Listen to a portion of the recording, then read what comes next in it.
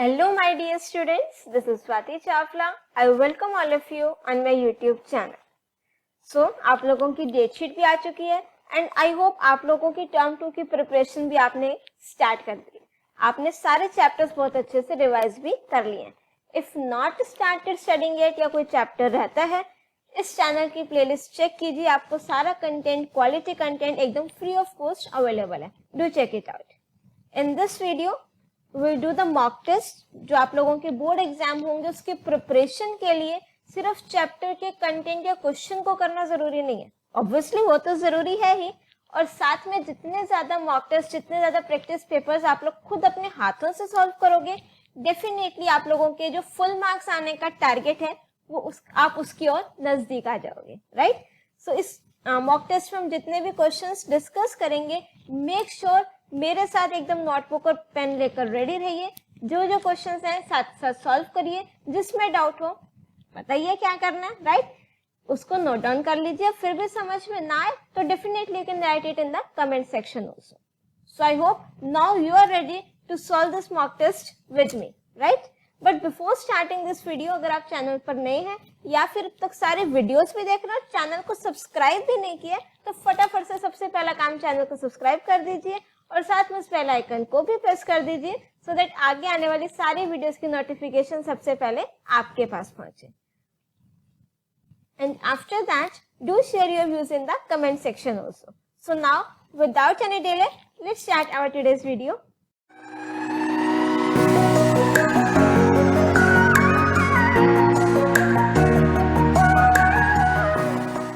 And you know what, video start करने से पहले बहुत इंपॉर्टेंट बात कि जितने भी क्वेश्चंस इस मॉक टेस्ट में होंगे, सारे के सारे क्वेश्चंस आपके स्वाति मैम एकदम प्रैक्टिकल एक्सप्लेनेशन के साथ एक्सप्लेन करेंगे सो दैट आपको कोई भी डाउट रह ही ना जाए, राइट। सब क्वेश्चंस एकदम क्रिस्टल क्लियर हो जाएंगे। So now let's start with our mock test. This is our first mock test और आप लोगों की रिक्वेस्ट फिर मैंने इसको अपलोडेड मींस रिकॉर्डेड वीडियो ही अपलोड की है, बट स्टिल कुछ स्टूडेंट्स चाह रहे थे कि ये लाइव सेशन हो।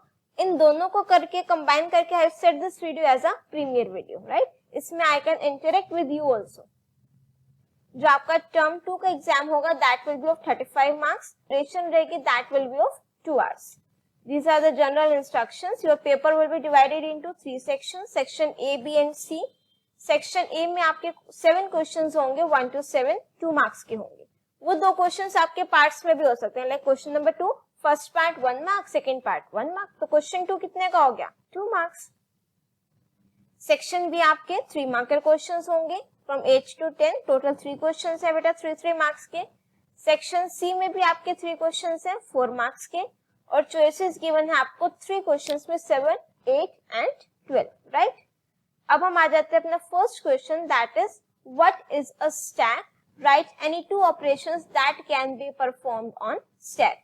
सी स्टैक आप सभी को पता है क्या होता है। डेटा स्ट्रक्चर की अगर मैं बात करूं तो जो आपकी फर्स्ट यूनिट है दैट इज डेटा स्ट्रक्चर, उसमें आपका जो अर्लियर हमारे पास सिलेबस में था that was stack and Q. For term 2 session 2021 and 22 Q is deleted now. आपको क्यू वाला चैप्टर, क्यू वाले कंसेप्ट नहीं पढ़ने, राइट। तो हमारे सिलेबस में सिर्फ क्या है बेटा, स्टैक। अब स्टैक आप सभी को पता है क्या होता है, मैरिजेस तो बहुत अटेंड की होंगी, ठीक है, खाना भी खाया होगा। अब खाना खाया है तो प्लेट्स भी उठाई होंगी, ठीक है। अब सपोज करो आप किसी मैरिज में डिनर पर गए, ये प्लेट्स रखी एक के ऊपर एक, राइट।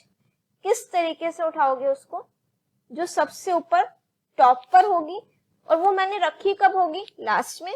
तो दैट मीन्स आपका जो स्टैक है it follows LIFO property, last in first out. For example ये मैंने फर्स्ट प्लेट रख दी, इसके ऊपर मैंने एक और प्लेट रख दी, फिर एक और रख दी, इस तरीके से, राइट। तो लास्ट में मैंने इसको इनपुट करा, तो जब मैं सबसे पहले उठाऊंगी वो कौन सी होगी, जो मैंने सबसे लास्ट में रखी होगी। हाँ, अगर आपका दिमाग खुराफाती नहीं चल रहा है तो आप तो यूं कहोगे मैम हम तो लास्ट वाली प्लेट भी उठा सकते हैं, राइट। बट वो आपका स्टैक नहीं होगा अगर आप लास्ट मीन्स जो आपने सबसे पहले प्लेट रखी थी वो उठाओगे, राइट। ऑब्वियसली सारे के सारे गिर जाएंगे और टूट भी जाएंगे, ठीक है। तो फिर हमारा जो stack it is based on LIFO property. एक के सपोज हमने बुक्स भी रखी, एक के ऊपर एक बुक रखी, राइट।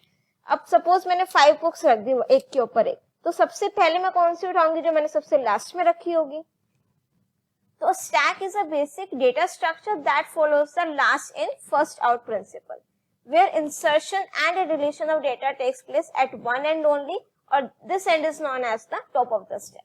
Stack में मेरे पास सिर्फ one end होता है. One end means कि चाहे मैं बुक या प्लेट को कोई भी आपका एलिमेंट है उसको इंसर्ट कर रही हूँ या फिर रिमूव कर रही हूँ, वो दोनों काम मेरे एक ही एंड से होंगे, and that end is known as the top end of the stack. अब अगर मैं स्टैक के ऑपरेशंस की बात करूं तो in this we are having push operation, pop operation, peek operation, and then display option, right? These are the basic operations that can be performed on the stack. अब इसमें आपको names नहीं mention है तो you can write any two operations, but जो most basic two operations है stack के, that is push and pop. Push means to insert the element in stack. जब हम stack में कोई भी element insert कर रहे हैं तो that means this operation is known as push, और pop means stack से remove कर रहे हैं.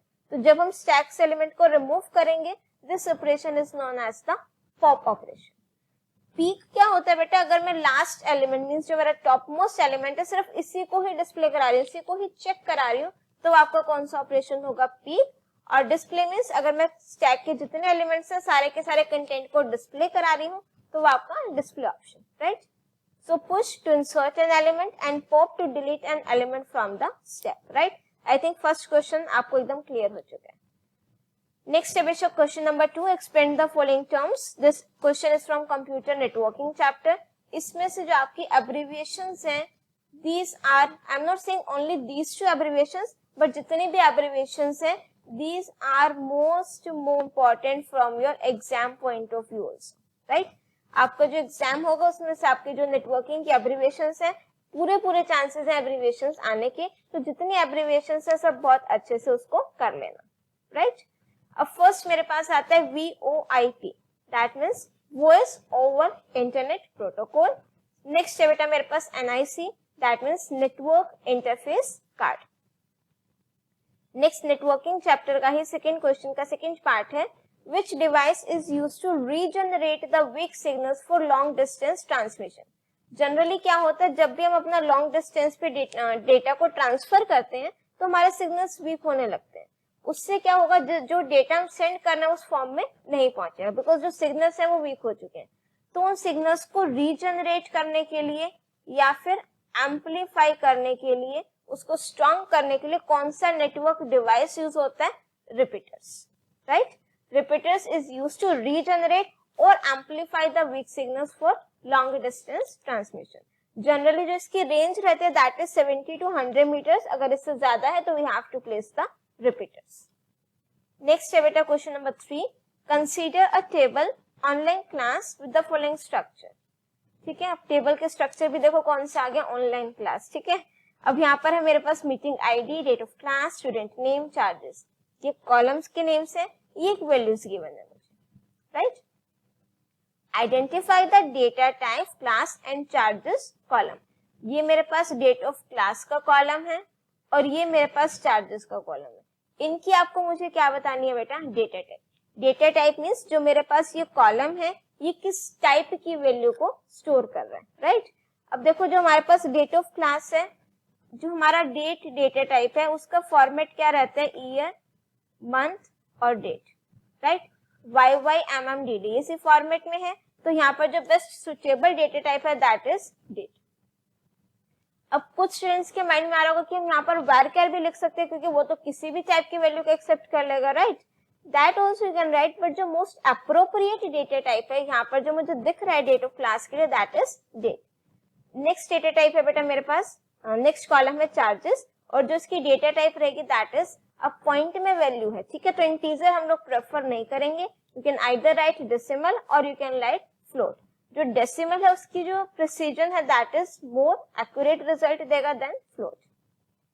नेक्स्ट है इसी का second part, if a column pass code contains only 4 letter passwords information like this, means एक पास कोड नेम से कॉलम है उसमें मुझे सिर्फ 4 लेटर का पासवर्ड लिखना है, 1#A4 और समथिंग लाइक दिस.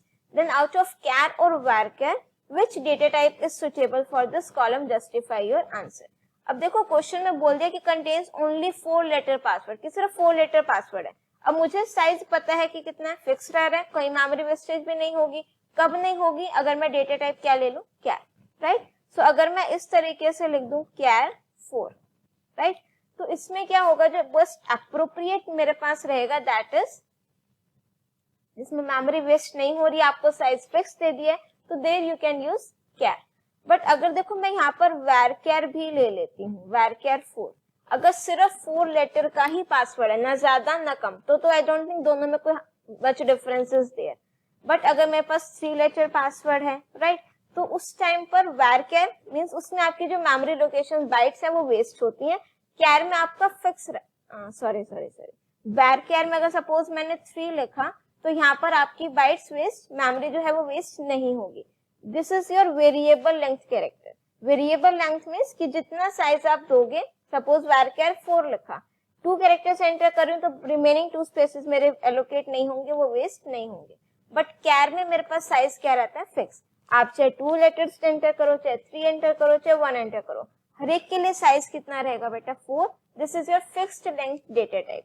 तो इसमें आपकी मेमोरी वेस्ट होगी। बट मेरे को क्या है, 4 लेटर पासवर्ड चाहिए, फिक्स कर रहा है, तो कैर और varchar में से पूछ रहे हैं, तो जो बेस्ट अप्रोप्रिएट आंसर होगा दैट इज कैर। नेक्स्ट है बेटा question number 4, right any 4 parameters in connect function of mysql dot connector. mysql आपका जो मॉड्यूल है उसमें हम पाइथन कनेक्टिविटी का क्वेश्चन है 2 मार्क्स का। इसमें से आपको जो आपका कनेक्ट फंक्शन है, राइट, उसके आपको 4 पैरामीटर्स लिखने हैं, जो आर्ग्यूमेंट्स होते हैं, हम लोग ब्रैकेट्स में लिखते हैं। पहले हम क्या करते हैं, import mysql dot connector, then mysql dot connector dot connect, इस तरीके से लिखते हैं। तो यहाँ पर मेरे को लिखने एक पैरामीटर क्या हो गया, host, user, password and then database, right. This database is not mandatory, आप इसको स्किप भी कर सकते हो। अगर डेटाबेस लिखोगे तो mysql की पर्टिकुलर डेटाबेस से वो कनेक्टिविटी कर देगा। अगर डेटाबेस नहीं लिख रहे यहाँ पर, तो आपका पाइथन mysql से कनेक्ट होगा, फिर आपको वो यूज डेटाबेस या वाली कमांड वहां पर दोबारा से एग्जीक्यूट करनी पड़ेगी। बट हाँ, अगर आप यहाँ कनेक्ट करते टाइम डेटाबेस का नेम लिख रहे हो, तो ये डायरेक्ट उसी डेटाबेस से आपका क्या हो जाएगा, कनेक्ट हो जाएगा। जो होस्ट है बेटा दैट इज यूजर नेम होगा, डिफॉल्ट मेरे पास होता है लोकल होस्ट। पासवर्ड आपने कौन सा लिखना है, जो आपका mysql का पासवर्ड होगा। User name is your root, default user name होता है, अगर आपने इंस्टॉलेशन के टाइम पर चेंज किया है तो वहां पर आपको ये यूजर नेम लिखना होगा। डेटाबेस, जिस डेटाबेस से आप कनेक्टिविटी कर रहे हो। नेक्स्ट है बेटा question number 5, right the output of the queries 1 to 4 based on the table product given below. अब पता है आपकी स्वाति मैम ने ना ये टेबल ऑलरेडी क्रिएट कर रखी है mysql में। करें इसको प्रैक्टिकली। यहाँ पर let me right the command, first show databases. जितने भी मेरे पास डेटाबेसेस हैं वो सारे के सारे आ जाएंगे। यहाँ पर मेरे को जिस डेटाबेस को यूज करना है, हम क्या लिखेंगे, use and then name of the database that is ytsp। ये डेटाबेस आ गया। अब मुझे इसमें चेक करना है शो टेबल्स, कौन कौन सी टेबल्स ऑलरेडी हैं।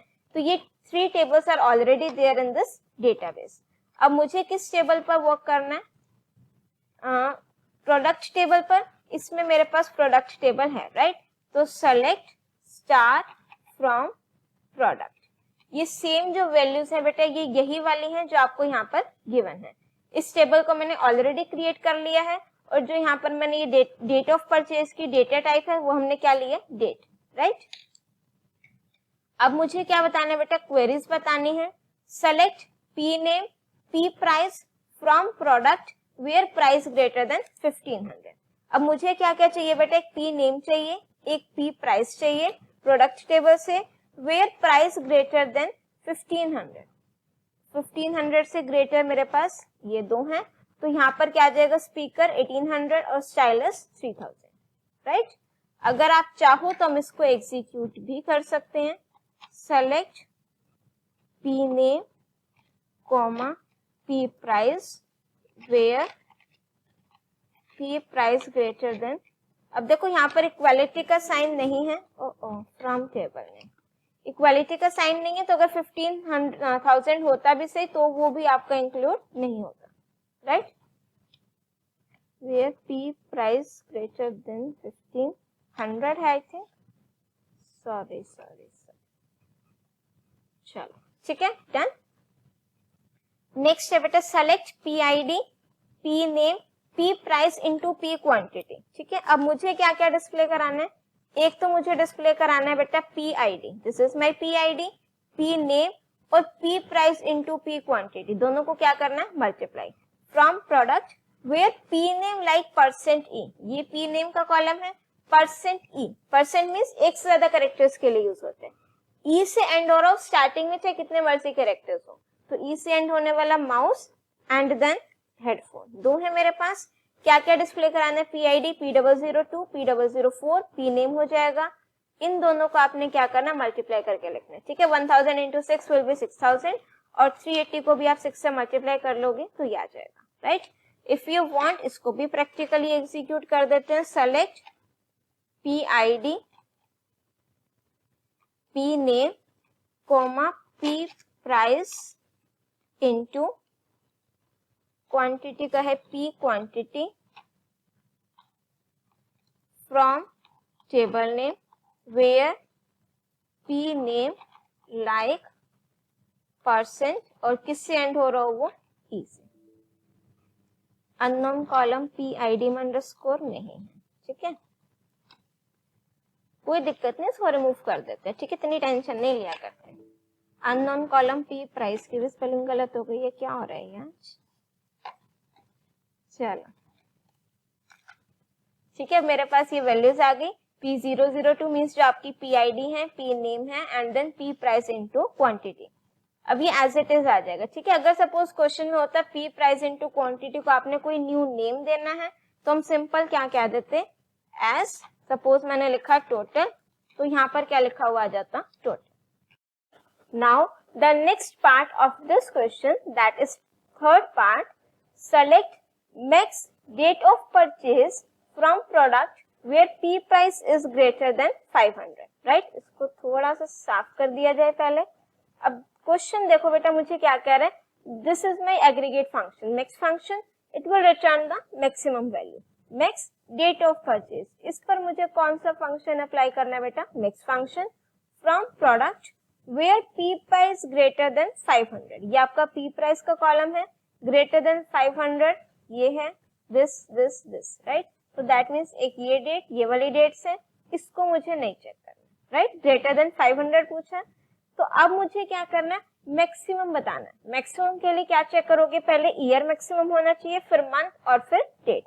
2021, 22 मीन्स 22, 22, 21, 22 कट, 22 वन वाला तो मैक्सिमम नहीं होगा। अब अगर ईयर सेम है तो नेक्स्ट किस पर आ जाओगे, मंथ पे। मंथ में मैक्सिमम वैल्यू क्या है बेटा, 1, 1, 1 सेम है। अब किस पर आ जाओगे, डेट पर। डेट में मैक्सिमम वैल्यू चेक करो, 1, 1 एंड देन 19, तो आपका जो मैक्सिमम आ जाएगा that is 2021, 1 and then 19, right. If you want तो हम इसको भी प्रैक्टिकली एग्जीक्यूट कर सकते हैं। Select max date of purchase, I hope मैंने कॉलम का नेम ठीक लिखा है, date of purchase, right, from table name that is product where P price is greater than 500, right। तो मेरे पास जो मैक्सिमम वैल्यू है that is 2021, 1 and then 19। Same अगर आपने मिन फंक्शन अप्लाई करना हो तो आपकी मिनिमम वैल्यू जो है वो आ जाएगी, राइट। अब मेरे पास जो मिनिमम वैल्यू है दैट इज 2021, 10 एंड देन 2, वो आपके क्वेश्चन के अकॉर्डिंग जो मिनिमम वैल्यू होगी वो आ जाएगी, राइट, दिस वन। अब हम नेक्स्ट आ जाते हैं इसके फोर्थ पार्ट पर, select sum and then P price. Sum करना, सम फंक्शन सम वैल्यूज को ऐड करेगा, किसकी वैल्यूज को ऐड करना है बेटा, P प्राइस, दैट मीन्स इस कॉलम की वैल्यू को, फ्रॉम प्रोडक्ट वेयर, अब कंडीशन है कौन कौन सी वैल्यूज मुझे प्लस करनी है, where P price into P quantity greater than 3000, तो that means P price और ये P quantity।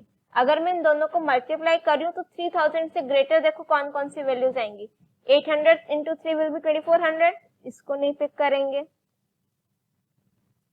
380 into 6, right. अगर आपको चेक करना हो यहाँ पर हम अपना कैलकुलेटर ओपन कर सकते हैं और यहाँ पर हम लिख देंगे 380 इंटू 6,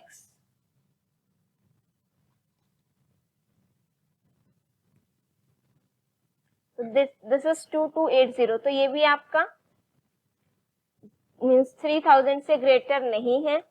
1800 इंटू 3 ये आपका 3000 से ग्रेटर आएगा, ये भी ग्रेटर आएगा, ये भी ग्रेटर आएगा। तो बेसिकली मुझे इन वैल्यूज को क्या करना है, प्लस करना है। तो इनको जब हम प्लस करेंगे 3 4 5 5800 आएगा, राइट। तो आप यहाँ पर चेक करो, आपका जो सम आ गया दैट इज 5800। इसको भी प्रैक्टिकल एग्जीक्यूट करना हो तो कोई दिक्कत नहीं, इसको बंद कर दिया जाए।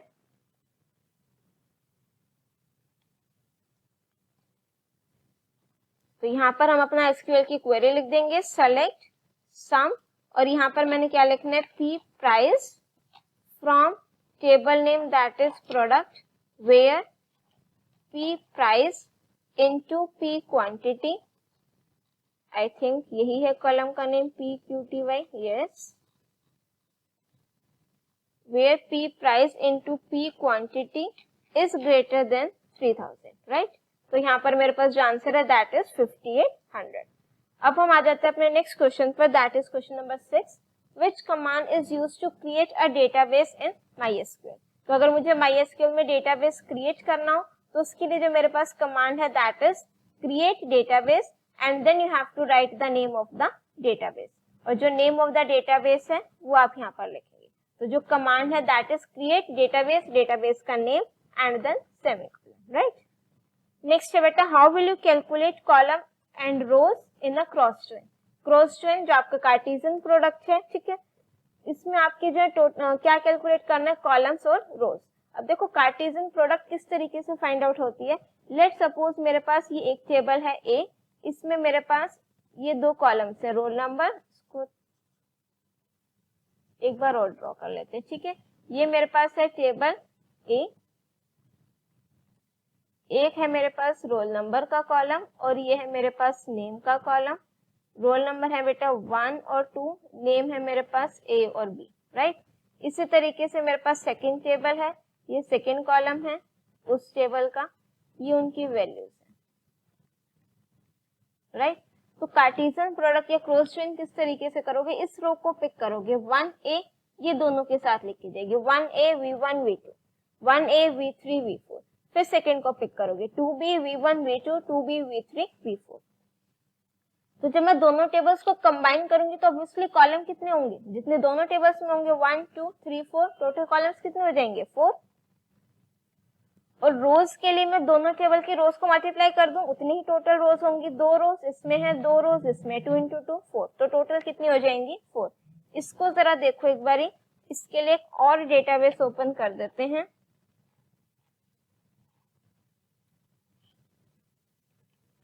I think this is my class 12 या फिर एम्प्लॉय नेम से डेटाबेस है, इसको ओपन कर दिया। इसमें हमने लिखा शो टेबल्स और मेरे पास है बेटा DEPT डिपार्टमेंट और एक EMP नेम से टेबल। तो पहले एक बार इसको चेक करते हैं, सेलेक्ट स्टार फ्रॉम EMP, ये मेरे पास EMP टेबल आ गई। और नेक्स्ट मैंने लिखा select star from DEPT that is department, right, ये डिपार्टमेंट टेबल आ गई। अब देखो मेरे पास जो आपकी EMP टेबल है उसमें कितने कॉलम्स हैं, काउंट करो, 1 2 3 4 5। और जो डिपार्टमेंट टेबल है 2 कॉलम्स हैं, तो 5 प्लस 2 कितने हो गए बेटा मेरे पास 7। तो आप जब क्रॉस जॉइन करोगे तो जो टोटल नंबर ऑफ कॉलम्स होंगे वो कितने आ जाएंगे 7, ठीक है। तो इसी तरीके से अगर मैं रोज की बात करूं 13 इसमें 4 इसमें, तो इन दोनों को हम क्या कर देंगे मल्टीप्लाई, राइट। तो अब मैंने क्या लिखा यहाँ पर, select star from EMP comma department, right. तो ये मेरे पास कॉलम्स चेक करो, 1 2 3 4 5 6 7, दोनों टेबल के कॉलम्स आ गए। देखो फर्स्ट टेबल की जो फर्स्ट रो है मेरे पास दिस वन, वो आपकी सेकंड टेबल की सारी रोज के साथ आएगी। मार्केटिंग, यहां से देखते चले जाओ, marketing sales HR purchase, right, ये फर्स्ट वाली के साथ आई है मेरे पास। सेम मेरे पास उसके बाद आ जाओ सेकेंड वाली, ये सेकेंड वाली है, राइट, सेकेंड रो, ये आपकी हर एक में किसके साथ आएगी, सेकेंड रो मार्केटिंग के साथ, सेकेंड रो सेल्स के साथ, इस तरीके से। तो 4 रोज इसमें है बेटा, 13 उसमें, तो 13 इंटू 4 विल बी 52। तो यहाँ पर मेरे पास टोटल रोज कितनी हो गई, 52। तो अगर मैं जनरल फॉर्म में पूछूं तो कॉलम्स और रोज कैसे कैलकुलेट करोगे? Total number of columns in the resultant table is the sum of number of columns, जितने दोनों टेबल में कॉलम्स होंगे उनका sum, and the total number of rows is the product of number of rows in both the tables. जितने tables में rows है उसको हम क्या कर देंगे, मल्टीप्लाई। नेक्स्ट है बेटा question number 7, consider the table employ with following records EMP ID set as a primary key. ये टेबल गिवन है, what could be the possible reason when inserting a new row using the following command gives an error, justify your answer. अब table value insert कर रहे हैं।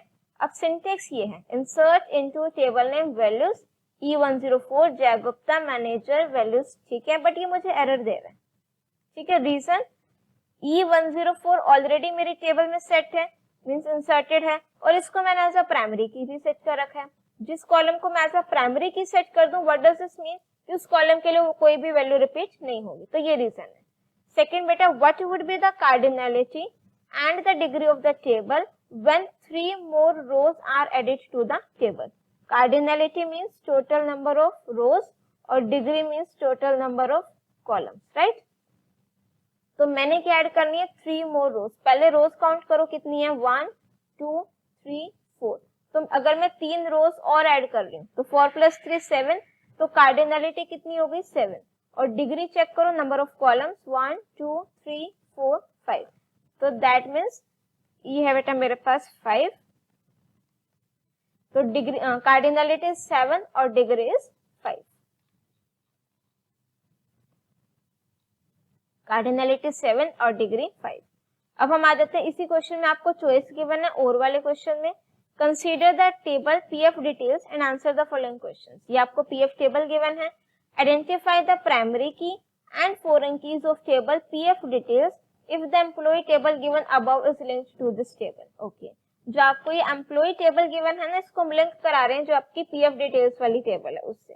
तो EMP ID means जब भी हम लिंक कराएंगे ना, एक कॉलम आपका सेम जरूर होगा दोनों टेबल में। अब चेक करो कौन सा कॉलम है। अगर मैं EMP ID की बात करूं, दिस वन, ठीक है, EMP ID इस टेबल में प्राइमरी की है, तो इस टेबल के लिए वो क्या काम करेगा, एज अ फॉरेन की।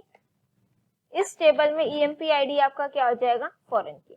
तो PF नंबर आपका क्या हो जाएगा, प्राइमरी की। तो अब क्या identify the primary key of the table PF details is PF number, और फॉरेन की क्या बेटा मेरे पास, EMP ID। नेक्स्ट है, can we delete the record of any employ from the table PF details. जो आपकी PF डिटेल्स वाली table है, इस टेबल से क्या मैं कोई रिकॉर्ड डिलीट कर सकती हूँ, no.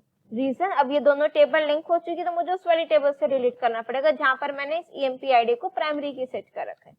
So no, we cannot delete the record of any employee from the table. Which table? PF details. Because of referential integrity constraint. In table PF details जो आपका कॉलम है EMP ID is the foreign की है, which is linked to table employee, और employee table में भी आपका EMP ID column है, लिंक हो गई है, तो that rejects the deletion operation in the PF details table. अगर आपको डिलीट करना भी है तो क्या करोगे, हम कहां से डिलीट करेंगे, EMP ID से। EMP ID से सपोज मैंने ये एम्प्लॉय, ये जो 104 है, कोई भी हमने डिलीट कर दिया, फिर आप उसको यहाँ से डिलीट कर सकते हो, right. This is your referential integrity constraint. So now we have completed section A, right. अब है सेक्शन B, जिसमें आपके 3 मार्क के क्वेश्चंस हैं। इसमें जो आपका क्वेश्चन नंबर 8 है, दैट इज फ्रॉम स्टैक, और इसमें आपको चॉइस गिवन है। जो इसका और वाला फर्स्ट पार्ट है, Pankaj has to create a record of books. Books का रिकॉर्ड बनाना है, कंटेनिंग, उस रिकॉर्ड में क्या क्या होना चाहिए बेटा, book number, book name, book price. Write a user defined function to create a stack and perform the following operations. आपने क्या ऑपरेशन परफॉर्म करना है, इनपुट कराना है, क्या क्या, book number, book name, book price from the user, और कहां पर डालना, स्टैक में। ये बुक का बुक नंबर, बुक नेम और बुक प्राइस एक रिकॉर्ड है, तो दैट मीन्स मैं ये तीनों वैल्यूज यूजर से एंटर करा करके एक इसको लिस्ट में डाल दूंगी, ठीक है। फिर मैं उसको किसमें पुश करा दूंगी, स्टैक में। Display the status of stack after each insertion, कि मैं जितनी वैल्यूज इंसर्ट कर रही हूँ, जितने रिकॉर्ड इंसर्ट कर रही हूँ, उसके बाद मुझे स्टैक के एलिमेंट्स को क्या कराना है, डिस्प्ले कराना है, राइट। तो इसके लिए हम अपना पाइथन को ओपन कर लें। फंक्शन का नेम आपको गिवन नहीं है, तो इट्स योर चॉइस। एक न्यू फाइल ओपन कर लेते हैं। डेफ सपोज फंक्शन का नेम लिखा मैंने पुश बुक, और यहाँ पर एक मैं लिस्ट ले लूंगी, राइट। सपोज मैंने लिखा स्टैक नेम से। अब देखो मुझे फंक्शन के अंदर क्या क्या करना है, write a user defined function to create a stack and perform the following operations. ये ऑपरेशंस मुझे उसी के अंदर लिखने हैं, दोनों ऑपरेशंस फंक्शन के अंदर। इनपुट बुक नंबर, नेम और प्राइस। तो यहाँ पर मैंने लिख लिया बुक नंबर, बुक नेम, और ये हो गया बेटा हमारा book price, right. Book number integer ले लेते हैं, उसके बाद बुक नेम हम स्ट्रिंग में ले लेते हैं, और बुक प्राइस चाहे तो आप फ्लोट में ले लो या इंटीजर ले लो, your choice. Let's take it integer, और यहाँ पर हमने लिख दिया बुक प्राइस, राइट। डन। अब मुझे क्या करना है, स्टैक में डालना। उससे पहले मैं एक रिकॉर्ड बना लूं, मीन्स ये एक बुक का रिकॉर्ड है ना, तो मैंने इसको कहां पर डाल दिया, एक लिस्ट में। Book number, book name and then book price, right. अब मुझे इसको क्या करना है, स्टैक डॉट अपेंड लिस्ट में ऐड करना है। क्या ऐड करना है, अपना ये वाला रिकॉर्ड, राइट। अब उसके बाद ये काम तो हो गया। सेकेंड वो मुझे क्या कह रहा है, display the status of stack after each insertion. ये काम भी मुझे किसमें करना है, अपने यूजर डिफाइंड फंक्शन में। डिस्प्ले द मींस एक तरीके से मुझे स्टैक के एलिमेंट्स को डिस्प्ले कराना, ठीक है। तो स्टैक में एलिमेंट्स कब होंगे, इफ लेंथ ऑफ स्टैक जो मेरी लिस्ट है ग्रेटर देन 0 है, तो मैं प्रिंट करा दूं। क्या प्रिंट करा दूं, अपनी लिस्ट, राइट। एल्स मैं प्रिंट करा देती हूँ no elements in the stack, ये जो भी आपने मैसेज लिखना हो, right. Stack is empty. Done. अब यहां पर मैं एक एम्प्टी लिस्ट ले लेती हूँ, स्टैक नेम से, योर चॉइस कोई भी लिख लो। उसके बाद हम क्या कर देते हैं, अपना पुश बुक फंक्शन को कॉल कर देते हैं। डन, ठीक है। यहां पर मैं क्या पास कर दूंगी, अपनी लिस्ट। पहले इसको एक रिकॉर्ड के लिए चेक करते हैं चल रहा है या नहीं। इसको हम सेव कर देते हैं। यहां पर हम फाइल का नेम दे देते हैं empty1, empty1, राइट। चलो इसको एग्जीक्यूट करते हैं। यहाँ पर हम एंटर करेंगे, क्या क्या एंटर करेंगे बेटा, बुक नंबर, लेट्स सपोज 101। फिर हम एंटर करेंगे book name 101, book name let's suppose मैंने एंटर कर दिया कंप्यूटर साइंस, ठीक है। और फिर हमने प्राइस एंटर कर दिया लेट्स सपोज 500। ये एक रिकॉर्ड आ गया। अब देखो मुझे कैसे पता बच्चे ये एक रिकॉर्ड है, ये एक लिस्ट की फॉर्म में आ गया। अब सेकेंड पार्ट क्या था, एलिमेंट इंसर्ट तो हो रहा है, display the status of stack after each insertion. अब या तो मैं वो चीज फॉर लूप में या फिर व्हाइल लूप में लगा दूं, ये वाली चीज कि जब जब यूजर चाहे तब तक वो मीन्स और रिकॉर्ड एंटर करने हैं तो दिखाता जाए। फॉर एग्जाम्पल मैंने यहाँ पर लिखा व्हाइल ट्रू। देखो एग्जाम में तो सिर्फ क्या पूछा, फंक्शन डेफिनेशन पार्ट पूछा, तो आप सिर्फ इतना लिख सकते हो, कोई दिक्कत नहीं। बट अगर मुझे एग्जीक्यूट ही करना है, मैंने क्या करा, व्हाइल ट्रू फंक्शन कॉल किया। यहाँ पर मैंने लिख दिया, एक यूजर से इनपुट ले लेते हैं, do you want to enter more.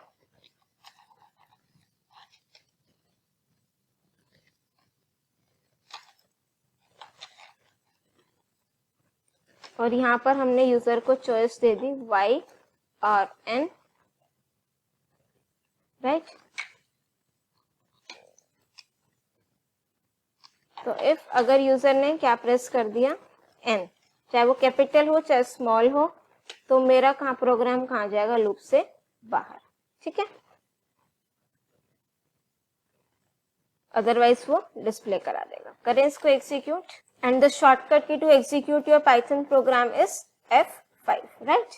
Book number मैंने एंटर कराया बेटा 101, बुक नेम लेट सपोज मैंने लिख दिया स्मॉल शॉर्ट में लिख दे कंप्यूटर साइंस, बुक प्राइस 500। ये देखो बेटा एक रिकॉर्ड मेरे पास मेरे स्टैक में आ चुका है। Do you want to enter more record, yes. Book number हमने लिखा 102, बुक नेम हमने लिखा IP, प्राइस हमने लिख दिया बेटा 550, ये सेकेंड रिकॉर्ड आ गया, ठीक है। इसी तरीके से more record, yes, book number 103, book name IT, price हमने लिख दिया 250। 3 रिकॉर्ड्स आ गए। Do you want to enter more? No, ठीक है। तो हर एक मींस ऑपरेशन के बाद, हर एक पुश ऑपरेशन के बाद वो मेरे स्टैक के कंटेंट को डिस्प्ले करा रहा है। बट हाँ, अगर आपके एग्जाम में आता है सिर्फ फंक्शन डेफिनेशन पार्ट पूछा है, तो you can right just this part only, this function definition part. ये मैंने सिर्फ आपको क्या बताया, कंप्लीट उसको एग्जीक्यूट कराने के लिए, ठीक है। नेक्स्ट आ जाते हैं बेटा इसकी और पार्ट पे। Right a function in Python push ARR where ARR is a list of numbers. From this list, push all numbers divisible by 3 into stack implemented using a list. और अगर स्टैक में element है तो उसको display कराना है, otherwise you have to display an appropriate error message. इसको बिल्कुल स्टेप बाय स्टेप करेंगे। फर्स्ट क्या कह रहा है, write a function in Python push ARR। कोई दिक्कत नहीं, फंक्शन डिफाइन कर लेते हैं हम। इसको हमें कमेंट कर देना चाहिए।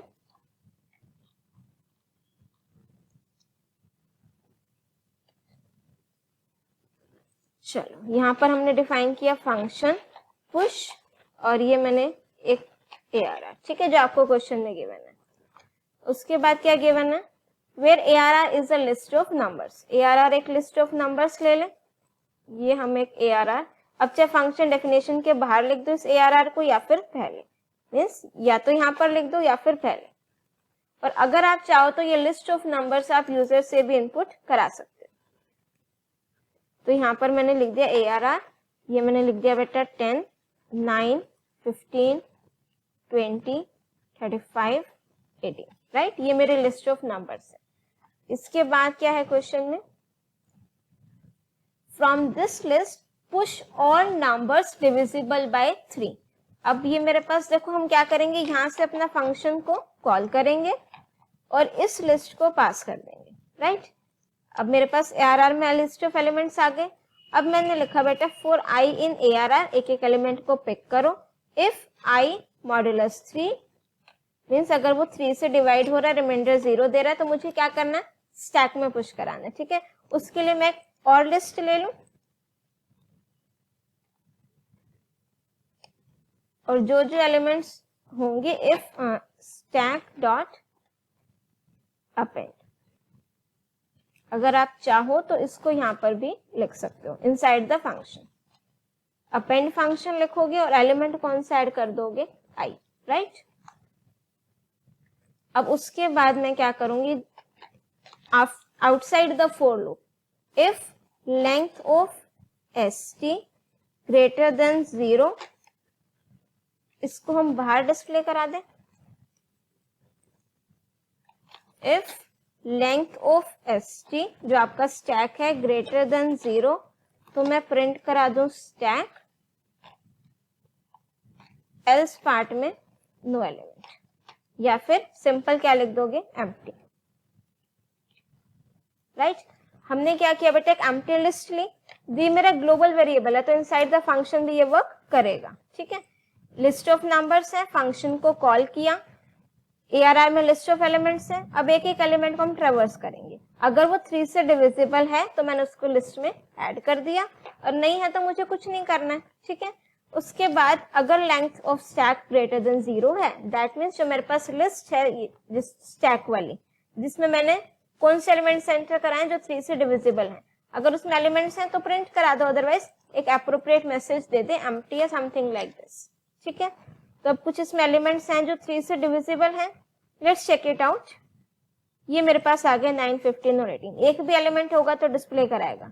उसने क्या किया, अगर एक भी ना हो, सपोज मैंने यहाँ लिख दिया 19, इसको मैंने लिख दिया 1 और इसको मैंने लिख दिया 1, अब एक भी एलिमेंट नहीं होगा, अब ये डिस्प्ले करा देगा एम्प्टी, ठीक है। तो दोनों ही केसेस में ये मेरा प्रोग्राम वर्क कर रहा है।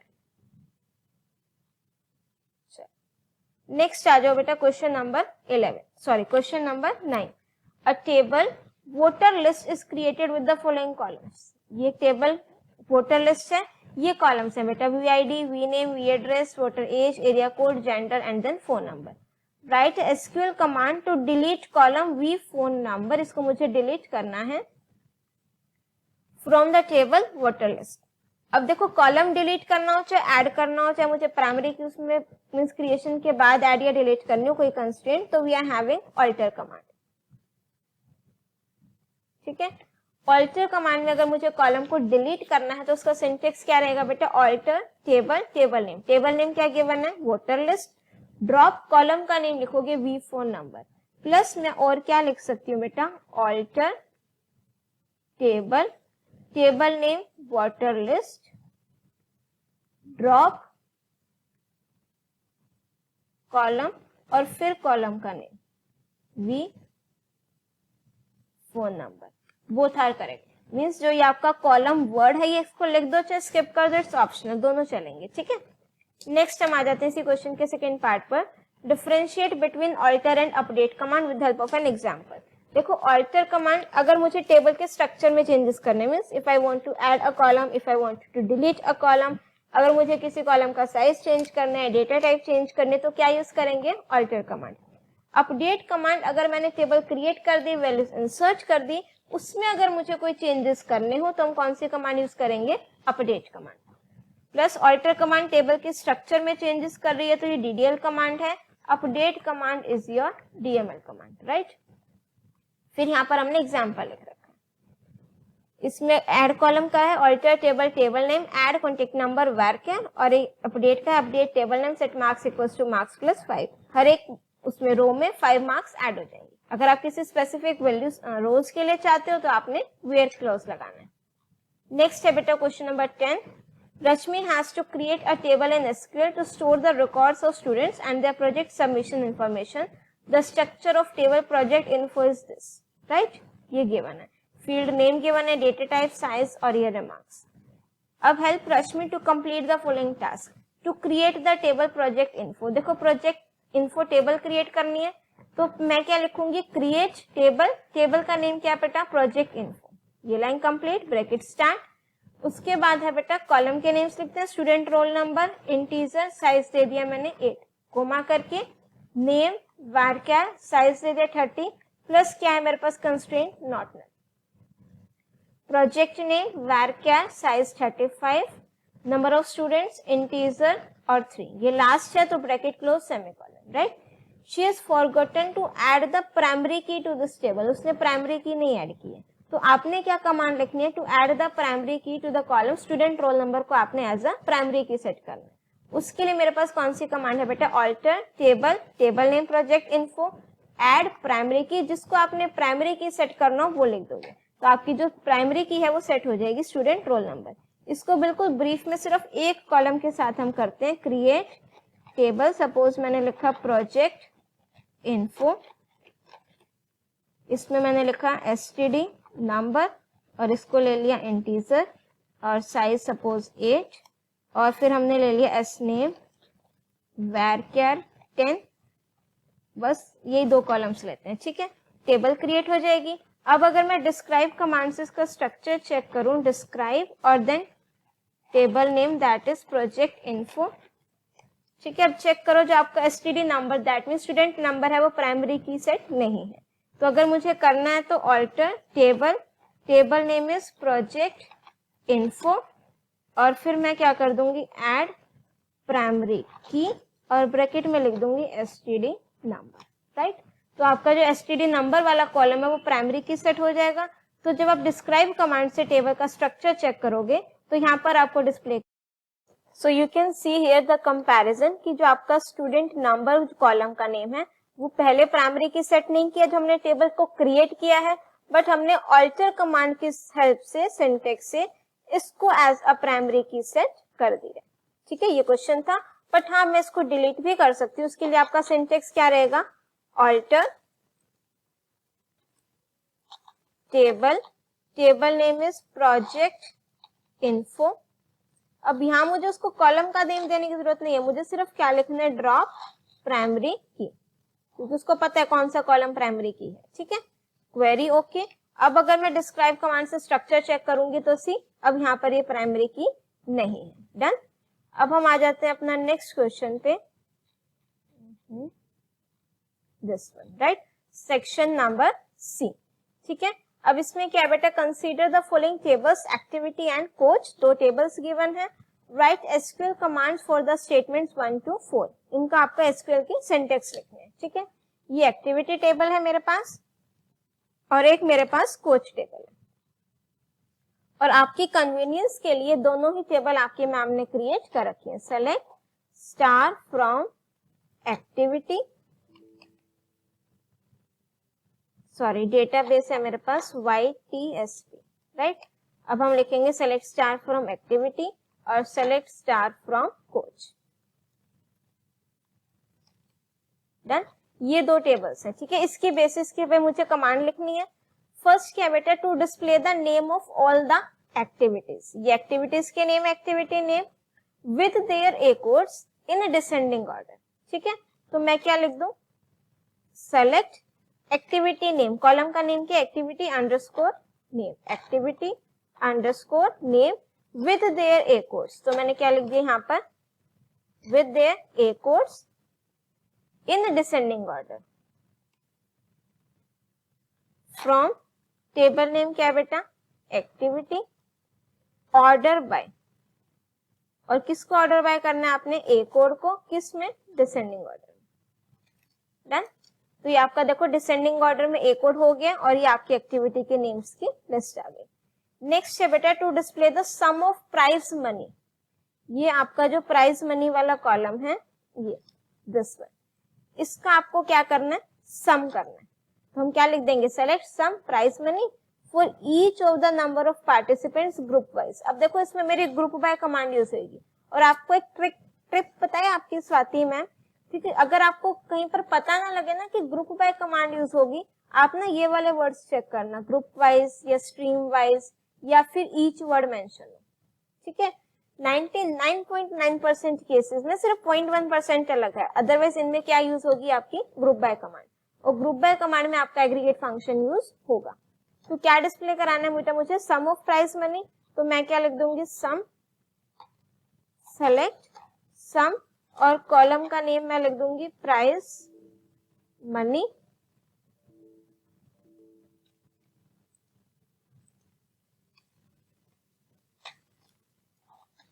राइट। फ्रॉम टेबल नेम क्या है बेटा मेरे पास, एक्टिविटी,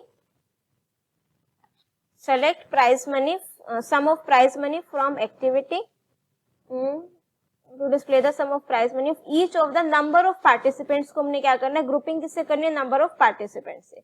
तो from activity group by number of participants, that means participant underscore num, group by participant underscore num. तो अब आपकी पार्टिसिपेंट वाइज जो ग्रुपिंग है वो हो गई price money, price underscore money, okay.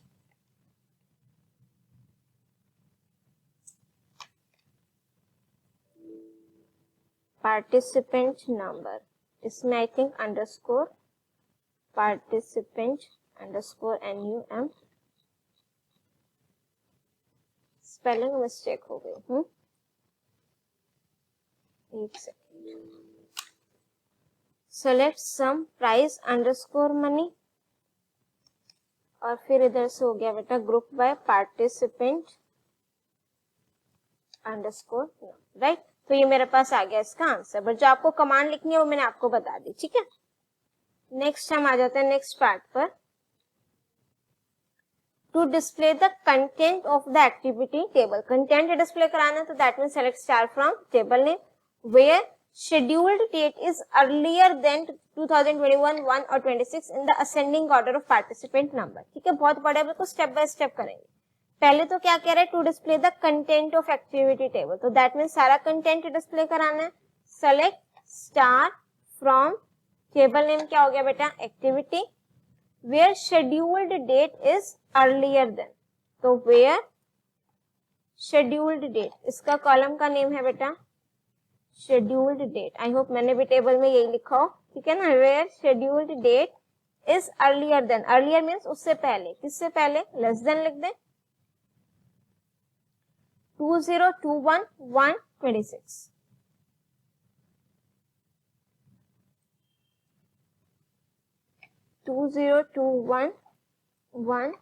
और 26, right. In ascending order of participant नाम, असेंडिंग ऑर्डर के लिए ऑर्डर बाय पार्टिसिपेंट अंडरस्कोर नम, ठीक है। असेंडिंग ऑर्डर है तो यहाँ पर एस से लिखो या ना लिखो, इट्स ऑप्शनल। शेड्यूल्ड डेट, पक्का कॉलम का नेम कुछ और लिखा है, ठीक है, शेड्यूल्ड डेट। चलो स्टार्टिंग में चेक कर लेते हैं ना, ठीक रह जाता है ना। पार्टिसिपेंट,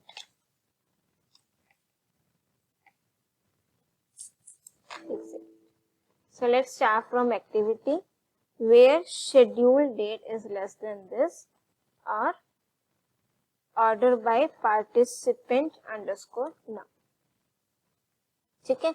अब इसके अकॉर्डिंग अगर कोई होगा तो आ जाएगा अर्लियर देन 2021 1 और 26। 2021 1 26 वाला कोई भी वैल्यू नहीं है तो क्या आ रहा है, एम्प्टी सेट, ठीक है। थोड़ी सी डिस्क्रिपेंसी यहाँ पर मेरे को आंसर में 2022 लिखा हुआ है, तो अगर आप चाहो क्वेश्चन के अकॉर्डिंग आंसर थोड़ी एग्जाम में गिवन होगा, ठीक है। हमें क्या था, टेबल में ये वैल्यूज हैं 2022 वाली हैं, बट कोई बात नहीं, क्वेश्चन में अगर 2021 है तो हम क्या लिख देते हैं 2021। To display the participant number from activity table without repetition, means जो आपकी डुप्लीकेट वैल्यूज है मुझे एक बार आ जाए, उसके लिए हमारे पास कौन सा है, डिस्टिंक्ट। तो मैं यहाँ पर क्या लिख दूंगी, देखो पहले तो मैं लिख देती हूँ select participant number from table name is activity.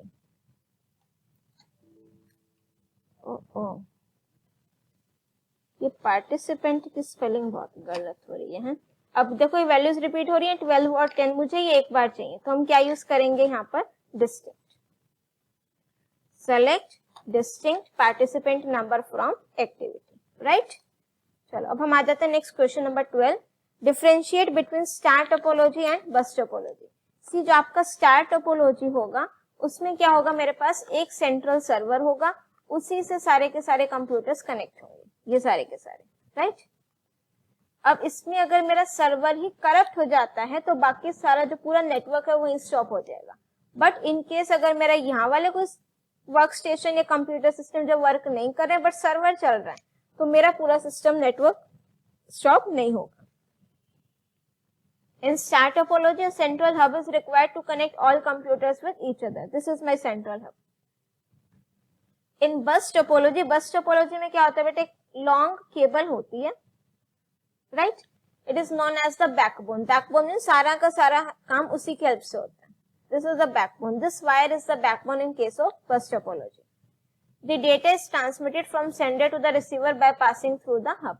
Means अगर मुझे स्टार टोपोलॉजी के थ्रू डेटा ट्रांसफर करना है किस तरीके से होगा, with the help of hub.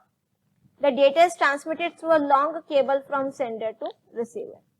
In case of star topology no collision takes place through transmission of data. कहीं पर भी कोलिजन नहीं होगा, कोलिजन मीन्स डेटा कोलैप्स नहीं होगा। A collision can takes place as the data can be transmitted from both ends at the same time. But bus topology में क्या, यहाँ से इसने डेटा भेजा, यहाँ से इसने भेजा, वो आपस में आपका कोलाइड हो सकता है। In case of star topology, central hub fails, the entire network shut down. If there is a break in the cable, तो यहाँ पर आपका ट्रांसमिशन नहीं होगा। इसी का और पार्ट है बेटा, define the following terms, that is web browser and protocol. Web browser क्या होता है बेटा, आपका काइंड ऑफ सॉफ्टवेयर है जिसमें आपका which is used to display the, which is used to view the web pages. अब इसमें देखो मेरे पास जो काफी स्टूडेंट्स मिस्टेक करते हैं, that is Google is the web browser. A big no, Google is the search engine, ठीक है। गूगल क्रोम को आप कह सकते हो वेब ब्राउजर है। It is a software that is used for displaying the content on web pages. It is used by the client to view the websites. Examples ये रखे बेटा, Google Chrome, Mozilla Firefox, Microsoft Edge, Safari, Opera, these are various popular web browsers. Next है बेटा protocol. Protocol क्या होता है, suppose हम लोग आपस में कम्युनिकेट कर रहे हैं या आप लोग टीचर स्टूडेंट का कम्युनिकेशन होता है, ठीक है। एक प्रोटोकॉल्स में सेट ऑफ रूल्स बना देते हैं। आपके स्कूल में जाते हो वहां पर प्रोटोकॉल्स हैं, मीन सेट ऑफ रूल्स जो आपको फॉलो करने हैं ड्यूरिंग द स्कूल प्रेमाइस। तो ऐसे ही जो हम डेटा ट्रांसफर करते हैं तो कुछ प्रोटोकॉल्स, कुछ सेट ऑफ रूल्स बना दिए जाते हैं कि जब भी हम डेटा ट्रांसफर करेंगे, नेटवर्क के थ्रू कम्युनिकेशन करेंगे, उन रूल्स को मुझे फॉलो करना है। तो these are known as your protocols. A protocol means the rules that are applicable for a network or a common set of rules used for communication in the network. कि जब network में communication होगा तो कौन से rules मुझे follow करने हैं, these are known as the protocol. Some of the examples of protocols are FTP, SMTP, TCP IP. इनकी full form file transfer protocol, simple mail transfer protocol and transmission control protocol, internet protocol. Next part है बेटा इस क्वेश्चन का, differentiate between client server and peer to peer network. See client server network, client server architecture में क्या होगा, मेरे पास ना एक सर्वर होता है, ये मेरे पास क्या हो गया सर्वर, काफी सारे क्लाइंट्स होते हैं, ठीक है। जितने भी क्लाइंट्स हैं वो सारे के सारे रिक्वेस्ट किसको भेजेंगे, सर्वर को। इन रिटर्न सर्वर रिस्पॉन्ड करेगा क्लाइंट को। सर्वर भी आपका क्या होता है, पावरफुल कंप्यूटर सिस्टम ही होता है जिसकी कॉन्फ़िगरेशन काफी हाई होती है, ठीक है। So in client server network, multiple clients or workstations are connected to at least one central server से connect है। A server is a powerful computer with all applications and hardware installed in it। ठीक है, सारे powerful configuration होती है, RAM ज्यादा होती है, स्पीड फास्ट होती है, सारे सॉफ्टवेयर इंस्टॉल होते हैं, सब कुछ। And a client is a computer which is seeking any resource from another computer. Client आपका क्या होता है, ये आपके क्लाइंट्स हैं, इसको कोई भी रिक्वेस्ट चाहिए, कोई भी रिसोर्सेज चाहिए, it will request to the server. This network is used for, जो आपका client server architecture, it is used for larger networks. Whereas जो आपका पीयर टू पीयर नेटवर्क है, इसमें मेरे पास कोई भी सर्वर नहीं होता। In peer-to-peer network, all nodes in the network have equivalent capability and function as both client and server। जो आपकी जितने वर्क स्टेशन, जितने नोड्स हैं, सारे के सारे दोनों की तरह वर्क करती है, क्लाइंट की तरह भी, सर्वर की तरह भी। बट मेरे पास कोई डेडिकेटेड सर्वर नहीं होता। डेडिकेटेड सर्वर मीन्स जिसको मैं ऐसे नाम कह सकूं, हाँ ये मेरा सर्वर है, ठीक है। सारी की सारी डिवाइसेज आपके क्लाइंट की तरह भी वर्क करती है, सर्वर की तरह भी। In this network, all workstations are connected together for sharing devices। सारे के सारे वर्कस्टेशंस, कंप्यूटर्स आपके आपस में कनेक्टेड होते हैं so that डेटा शेयर हो सके। This network is ideal for small networks where there is no need for dedicated server। आपको यहाँ पर डेडिकेटेड सर्वर की रिक्वायरमेंट नहीं होती। Now the last question for this mock test is, that is question number 13। Bright Study University is setting up its academic centers in Gurugram and planning to set up a network। The university has 3 academic centers and 1 administration center as shown in the diagram, right? Distance between various centers is this। आपको buildings के बीच में distance given है, plus जो आपको second table given है, the number of computers in each block, right? ये block के names हैं और ये उनके number of computers जो installed हर एक building में वो given है। And you know what? These type of questions are again most important from your exam point of view also, ठीक है। इसको किस तरीके से सॉल्व करते हैं हर एक पार्ट को, इसके लिए एक सेपरेट वीडियो ऑलरेडी अपलोडेड है चैनल पर, जो आपकी प्लेलिस्ट है, दैट इज कंप्यूटर नेटवर्किंग। उसमें एक video tips to solve the case study based questions, उसमें आपको मिल जाएगा, ठीक है। अब हम आ जाते हैं इसमें बेटा फर्स्ट पार्ट में, suggest and draw a cable layout to effectively connect various centres within the university. अब क्या बोला, suggest and draw cable layout to efficiently connect. अब देखो इसको करने के ना मेरे पास 2 मेथड्स रहते हैं। फर्स्ट वन इज कि जो आपका स्टार टोपोलॉजी मींस जिसमें आपके नंबर ऑफ कंप्यूटर्स मैक्सिमम है, उसको आप सर्वर कंसीडर कर लो और सभी वायर्स उसी बिल्डिंग्स उसी से कनेक्ट कर दो। सेकंड मेरे पास रहता है कि मैं डिस्टेंस देखूंगी कि मेरा किस मेथड से मिनिमम आ रहा है, वो मैं लूंगी, 80-20 रूल जिसको हम बोलते हैं, राइट। अब देखो मैं आपको दोनों मेथड्स बता रही हूँ।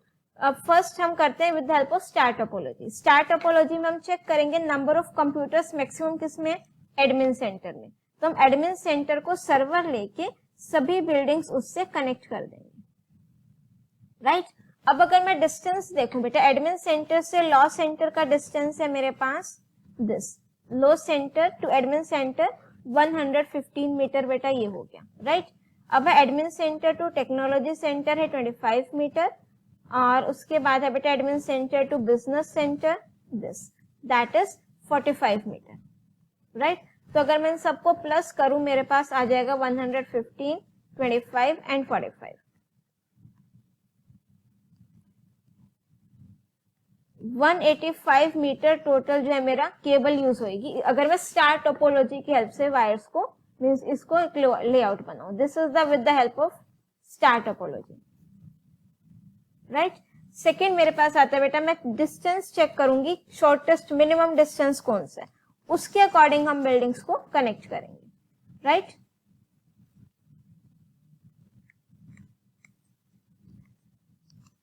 अब देखो सबसे इसमें क्या रहता है बेटा, पहले आप देखोगे नंबर ऑफ बिल्डिंग्स कितनी है।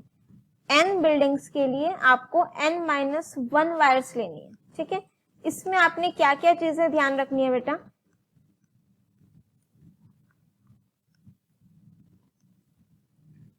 इसमें हम ये ले लेते हैं, ठीक है।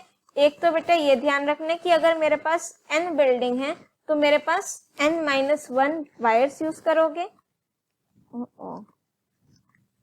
n बिल्डिंग्स के लिए n-1 वायर्स यूज करोगे, प्लस मेरे पास कोई भी क्लोज लूप नहीं होना चाहिए, क्लोज लूप क्लोज फिगर नहीं होनी चाहिए, ठीक है।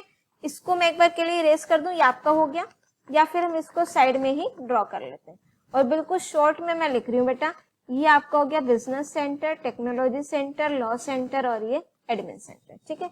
सबसे मिनिमम बिल्डिंग्स कितनी है बेटा 4, तो वायर्स कितने यूज करोगे 3, और क्लोज लूप क्लोज कहीं पर भी बिल्डिंग नहीं होनी चाहिए। हम नेक्स्ट लेंगे। अब सबसे मिनिमम डिस्टेंस है बेटा मेरे पास 25 metre from technology centre to admin centre, technology centre to admin centre 25 metre distance. Next है बेटा मेरे पास 40 मीटर फ्रॉम टेक्नोलॉजी सेंटर और बिजनेस सेंटर, ये हो गया बेटा मेरे पास 40 मीटर, ठीक है। नेक्स्ट है बेटा मेरे पास 45 मीटर, 45 मीटर है from business centre to admin centre, ये बिजनेस सेंटर ये एडमिन सेंटर। अगर मैं इन दोनों को ज्वाइन कर दूं, मेरी ये फिगर क्लोज बन गई ना, क्लोज लूप हो गया, तो दैट मीन्स 45 मीटर वाला डिस्टेंस मैं नहीं लूंगी। नेक्स्ट देखो मेरे पास है 60 metre from business centre to law centre, ये है 60 मीटर। करो जरा इनको, plus 60 plus 40 100 plus 25 125 metre, right. तो दैट मीन्स जो आपका, अगर मैं 80-20 रूल के हिसाब से चलूं, 125 मीटर इसमें केबल कम यूज हो रही है, तो हम ये वाला मेथड यूज कर लेंगे। हमने क्या करा, ये सारे इस तरीके से कनेक्ट कर दिया, from business centre to technology centre, technology centre to admin centre, और बिजनेस सेंटर को मैंने किससे कनेक्ट कर दिया, लॉ सेंटर से, राइट। इसमें आपका जो नंबर ऑफ केबल्स है, नंबर ऑफ वायर्स है, वो मिनिमम यूज हो रही है। बट अगर आप चाहो तो स्टार टोपोलॉजी भी यूज कर सकते हो। स्टार टोपोलॉजी में क्या है, आप सर्वर डिसाइड करोगे, उस सर्वर से बाकी सारे कंप्यूटर्स को कनेक्ट कर दोगे। अब इसी क्वेश्चन का आता है बेटा next part, which device will you suggest to be placed और installed in each of this centre to effectively connect all the computers. तो इसके लिए आप लिखोगे हब और स्विच, ये आप हर एक बिल्डिंग में इंस्टॉल कर सकते हो।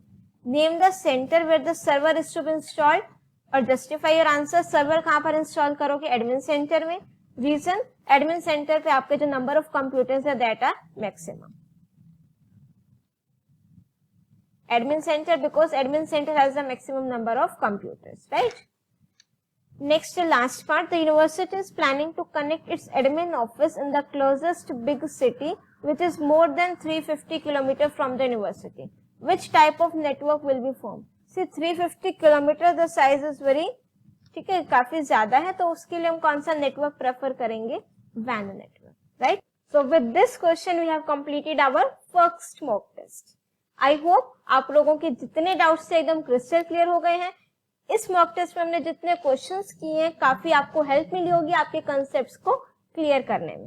If still you are having any doubt, you can write it in the comment section, and if you like my video do press the like button, और चैनल को अभी तक सब्सक्राइब नहीं किया तो फटाफट से चैनल को सब्सक्राइब कर दीजिए, and do share your views in the comment section also, and please mention it in the comment section also कि do you want more means mock test, और आपको रिवीजन के लिए चाहिए या नहीं चाहिए। डेफिनेटली आई नो कि आपको काफी सारे मॉक टेस्ट के रिवीजन जरूर चाहिए, राइट।